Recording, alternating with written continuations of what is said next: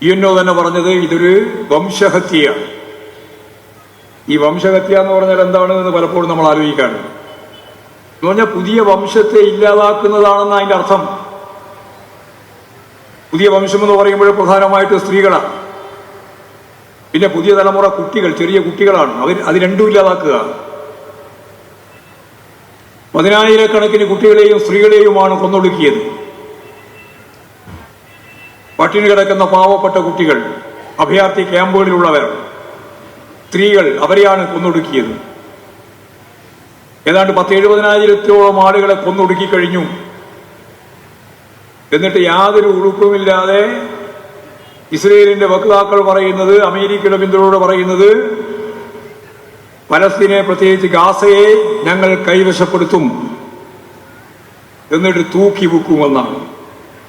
ലോകത്ത് ഇന്നേ വരെ ഒരു രാഷ്ട്രവും പറയാത്ത കാര്യം. ഞങ്ങൾ ആ രാഷ്ട്രത്തെ കീഴ്പ്പെടുത്തും, എന്നിട്ട് അത് ഞങ്ങൾ വിൽക്കും.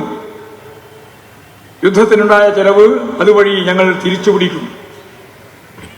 ഒരു ജനതയെ മുഴുവൻ കൊന്നൊടുക്കുക,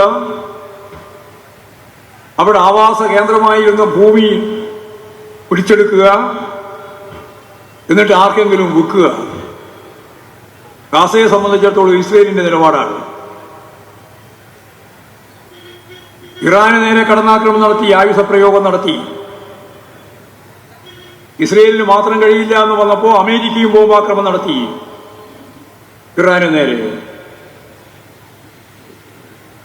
നിങ്ങൾക്കറിയാം, ഇപ്പോഴും ഗൾഫ് മേഖലയിലെ പല രാജ്യങ്ങൾക്ക് നേരെ കടന്നാക്രമണം നടത്തുകയാണ്.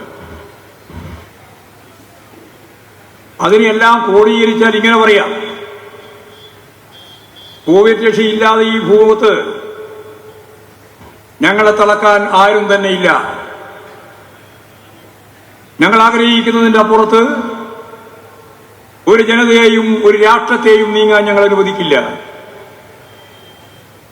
MA ബേബി പറഞ്ഞതുപോലെ ലോകത്തിന്റെ പ്രസിഡന്റായിട്ട് ട്രംപ് നടക്കുകയാണ്. ആഗോളവൽക്കരണത്തിന്റെയും സ്വകാര്യവൽക്കരണത്തിന്റെയും ഭാഗമായിട്ടൊരു ഗ്ലോബൽ വില്ലേജ് എന്നാണ് അവർ പറഞ്ഞത്. എവിടെയും പോകാം, എവിടെയും ചേക്കേറാം, എവിടെയും വ്യവസായം തുടങ്ങാം, എവിടെയും ചരക്കുകൾ കയറ്റി അയക്കാം, യാതൊരു നിബന്ധനയും പാടില്ല.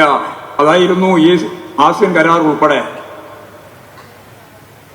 എന്നിട്ട് അത് എന്തായി എന്നുള്ളതിനെപ്പറ്റി ഒരു വിശകലനം നടത്താതെ ട്രംപ് ഇപ്പോൾ പറയാണ്, ഇന്ത്യയിൽ നിന്നുള്ള മരുന്നിന് 100% തീരുവ, 100% തീരുവ. മത്സ്യം, ചെമ്മീൻ, അതുപോലെ തന്നെ വസ്ത്രങ്ങൾ, നമ്മുടെ സുഗന്ധദ്രവ്യങ്ങൾ, അതിനെല്ലാം 50% തീരുവ, ഇരട്ട ഇൻകം.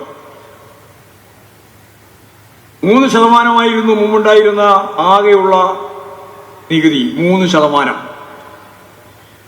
ആ 3% ഒരടിക്ക് 10%ആക്കി, 10% 25%ആക്കി, 25% ഇപ്പോൾ 50%ആക്കി, മരുന്ന് ഉൾപ്പെടെയുള്ളതിന് ഇപ്പോഴും 100%ആക്കി.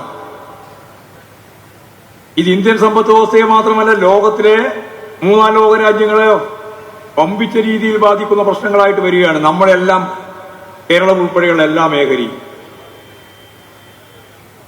ഒന്നും അങ്ങോട്ട് കയറ്റി അയക്കാനാവാത്ത സാഹചര്യം. കാരണം 100%ആണ് തുങ്കം. എവിടെയാണ് കയറ്റി അയക്കാൻ സാധിക്കുക? ഏത് മാർക്കറ്റിലാണ് രക്ഷപ്പെടാൻ സാധിക്കുക? ഇതിനെല്ലാം പരിപൂർണമായ പിന്തുണ നൽകുന്ന സമീപനമാണ് യഥാർത്ഥത്തിൽ ഇന്ത്യ അംഗീകരിച്ചു കൊണ്ടിരിക്കുന്നത്. അവരുടെ നിലപാടതാണ്. പാലസ്തീനെ ആദ്യമായിട്ട് അംഗീകരിച്ച ഈ രാജ്യത്തിന്റെ പ്രതിനിധിയായ നരേന്ദ്രമോദി ഇപ്പോഴ് സാമ്രാജ്യത്വ ശക്തികൾക്ക് അനുകൂലമായി കേരളത്തെയും ഇന്ത്യയെയും അതിന്റെ സാമ്പത്തിക ഘടനയെയും അപകടകരമായ രീതിയിൽ ഇരട്ടച്ചുങ്കം ചുമത്തി മുമ്പോട്ടേക്ക് പോകുമ്പോഴും അതിശക്തിയായ വിമർശനം പോലും ഉന്നയിക്കാൻ കഴിയാത്ത പൂർണ്ണമായ കീഴടങ്ങൽ നിലപാട് സ്വീകരിച്ചു പോകുന്ന ഒരു ചിത്രമാണ് നമ്മൾ കാണുന്നത്.